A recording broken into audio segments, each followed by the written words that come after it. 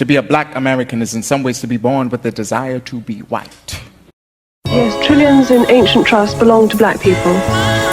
It is a whitewashed narrative to disinherit the true heirs of the empire.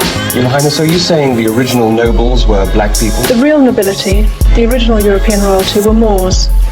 They've hidden this history to maintain control over trillions of dollars. These Moors were present on both sides of the Atlantic, ruling from old America to the courts of Europe. The names are masks: Windsor, Sassoon, Habsburg and Medici, all Moorish families that civilized Europa long before the historical reset. The Moors were all over the fucking world, ruling from Tartar to the Americas, not just from North Africa. Then we came along as Mamelukes and Castratos and fucked it all up by burying the truth. The Moors were doing so much fucking in Europe, trying to help us to get rid of our animal gene. They were trying to civilize the wild white men by grafting their divine blood into the recessive DNA. A Moor doesn't mean just North Africa, Muslims. They're the indigenous Americans.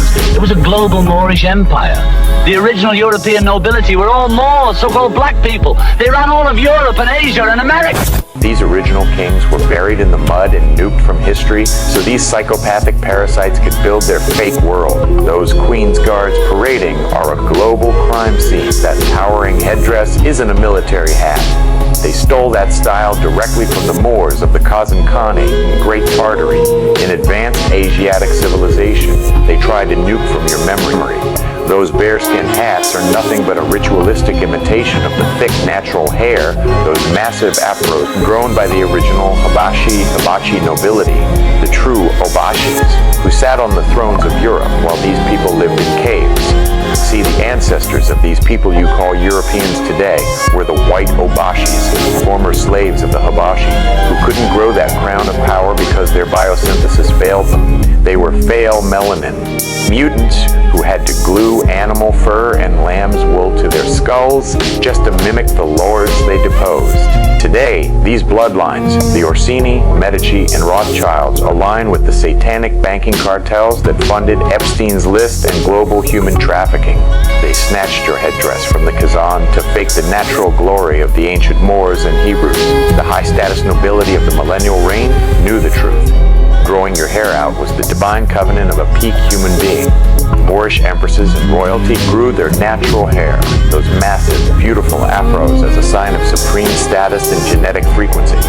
They've tried to erase every memory of these beautiful Moors through iconoclasm and whitewashed history because their own biosynthesis failed them. You wonder why the barber shop is the biggest institution in our community? Because the system socialized you to pay money to trash your own godhood. Hair is an extension of your central nervous system, a literal antenna for your soul, and a divine covenant. The corporate system and the prisons force you to shave to disconnect you from your awareness and your royalty.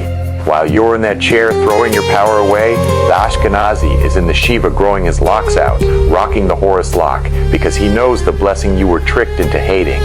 That Horus lock, that's ours. They repurpose your palaces after the historical resets.